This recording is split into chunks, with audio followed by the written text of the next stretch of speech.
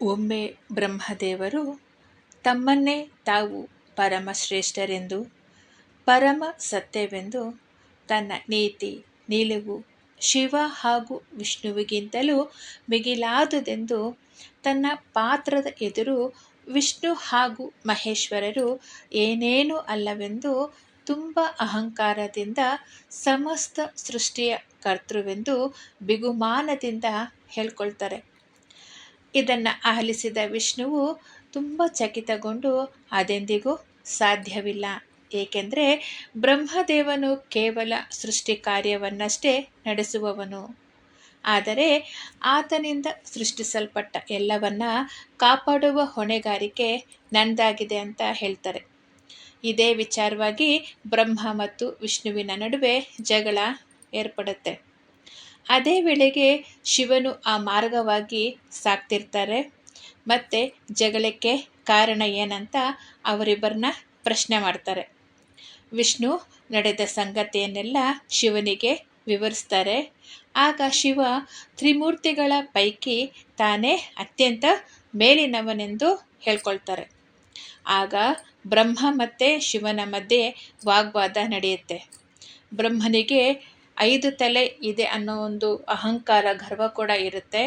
ಅದೇ ವಿಚಾರವಾಗಿ ಶಿವನಿಗೆ ನೀನು ಅಸುರ ಭೂತ ಪ್ರೇತ ಪಿಶಾಚಿಗಳೊಂದಿಗೆ ಮಾತ್ರ ವ್ಯವಹರಿಸ್ತೀಯಾ, ತನ್ನ ದೈಹಿಕ ಸ್ಥಿತಿಗತಿ ಕುರಿತಂತೆ ಪರಿವೇ ಇಲ್ಲದವನು ಎಂಬುದಾಗಿ ಶಿವನನ್ನು ತುಂಬ ಹೀಯಾಳಿಸಿ ಮಾತಾಡ್ತಾರೆ. ಈ ವಿಚಾರವಾಗಿ ವಾಗ್ವಾದ ನಡೆಯುತ್ತೆ. ಕೊನೆಗೆ ಅದು ಕಾಳಗಕ್ಕೆ ಮಾರ್ಪಾಡಾಗತ್ತೆ. ತುಂಬ ಕೋಪಗೊಂಡಿದ್ದ ಶಿವ ಏನು ಮಾಡ್ತಾರೆ, ಕೊನೆಗೆ ಕಾಲಭೈರವನ ರೂಪ ತಾಳಿ ಬ್ರಹ್ಮನ 5 ತಲೆಗಳಲ್ಲಿ ಒಂದು ತಲೆನ ಕತ್ತರಿಸ್ಬಿಡ್ತಾರೆ. ಬ್ರಹ್ಮನ ದೇಹದಿಂದ ಬೇರ್ಪಟ್ಟ ತಲೆಬುರುಡೆ ಶಿವನ ಕೈಗೆ ಬಂದು ಅಂಟ್ಕೊಂಡ್ಬಿಡುತ್ತೆ. ಇದು ಬ್ರಹ್ಮಹತ್ಯೆ ದೋಷಕ್ಕೆ ಗುರಿಯಾಗತ್ತೆ. ಯಾವ ಸ್ಥಳದಲ್ಲಿ ಆ ಪಾತ್ರೆ ಬೀಳುತ್ತೋ ಅಲ್ಲಿವರೆಗೂ ಈ ಪಾತ್ರೆಯಲ್ಲಿ ಭಿಕ್ಷೆ ಬೇಡಬೇಕು, ಆಗ ಬ್ರಹ್ಮಹತ್ಯೆ ದೋಷ ನಿವಾರಣೆ ಆಗತ್ತೆ ಅಂತ ಹೇಳ್ತಾರೆ.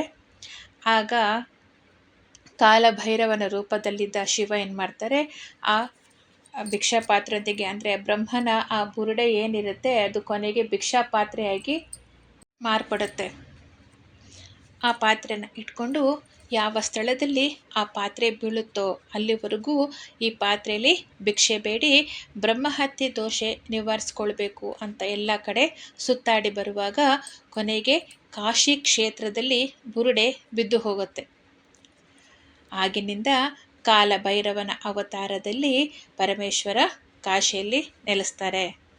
ಆ ಸ್ಥಳವನ್ನು ಕಪಾಲ ಮೋಚನ ತೀರ್ಥ ಅಂತಲೂ ಕರೀತಾರೆ. ಕಾಲಭೈರವ ಅಂದರೆ ಶಿವನ ಉಗ್ರ ರೂಪ. ಪಂಚಮುಖಗಳನ್ನು ಹೊಂದಿದ್ದ ಬ್ರಹ್ಮದೇವನ ಅಹಂಕಾರ ಮುರಿಯಲು ಶಿವನು ಉಗ್ರ ರೂಪ ತಾಳಿ ಬ್ರಹ್ಮದೇವನ ಒಂದು ತಲೆಯನ್ನು ಕತ್ತರಿಸ್ತಾರೆ. ಪ್ರತಿ ತಿಂಗಳ ಕೃಷ್ಣ ಪಕ್ಷದ ಅಷ್ಟಮಿ ತಿಥಿಯಂದು ಕಾಲಾಷ್ಟಮಿ ಬರುತ್ತೆ, ಅಂದರೆ ಮಾಸಿಕ ಕಾಲಾಷ್ಟಮಿ. ಈ ದಿನ ಕಾಲಭೈರವನ ದೇವಸ್ಥಾನಕ್ಕೆ ಹೋಗಿ ತಮ್ಮ ಕೈಲಾದ ಸೇವೆನ ಮಾಡಿಸಿ ಬರೋದ್ರಿಂದ ತುಂಬಾ ಒಳ್ಳೆಯದು.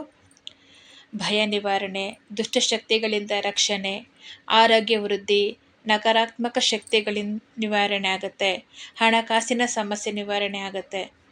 ಮತ್ತು ಈ ದಿನ ನಾಯಿಗಳಿಗೆ, ಅದರಲ್ಲೂ ಕಪ್ಪು ನಾಯಿಗಳಿಗೆ ಆಹಾರ ನೀಡಿದರೆ ತುಂಬಾ ಒಳ್ಳೆಯದು. ಮತ್ತು ಪ್ರತಿ ಸೋಮವಾರ, ಈ ಕಾಲಾಷ್ಟಮಿ ಅಲ್ಲದೆ ಪ್ರತಿ ಸೋಮವಾರ ಕಾಲಭೈರವನ ದೇವಸ್ಥಾನಕ್ಕೆ ಹೋಗಿ ಬಿಲ್ವ ಪತ್ರೆಯಿಂದ ಅರ್ಚನೆ ಮಾಡಿಸಿದ್ರೆ ತುಂಬಾ ಒಳ್ಳೆಯದಾಗತ್ತೆ. ಹಣಕಾಸಿನ ನಿವಾರಣೆ ಆಗುತ್ತೆ ಮತ್ತು ಆರೋಗ್ಯ ಸಮಸ್ಯೆಗಳಿದ್ರೆ ಅದೆಲ್ಲ ನಿವಾರಣೆ ಆಗುತ್ತೆ. ಈ ದಿನ ಕಾಲಭೈರವಾಷ್ಟಕ ಇರ್ಬೋದು ಅಥವಾ ಓಂ ಶ್ರೀ ಕಾಲಭೈರವಾಯ ನಮಃ ಇದನ್ನು ಜಪ ಮಾಡಿದ್ರೂ ತುಂಬ ಒಳ್ಳೆಯದಾಗತ್ತೆ. ಕಾಲಭೈರವಾಷ್ಟಕನ ಪ್ರತಿದಿನ ಹೇಳ್ಕೊಂಡ್ರೂ ತುಂಬಾ ಒಳ್ಳೆಯದು. ಭಯ ನಿವಾರಣೆ ಆಗಿರ್ಬೋದು, ಮನೇಲಿ ಏನಾದರೂ ನಕಾರಾತ್ಮಕ ಶಕ್ತಿಗಳಿದ್ರೆ ಅದರ ನಿವಾರಣೆ ಕೂಡ ಆಗುತ್ತೆ ಮತ್ತು ಆರೋಗ್ಯ ವೃದ್ಧಿನೂ ಆಗುತ್ತೆ.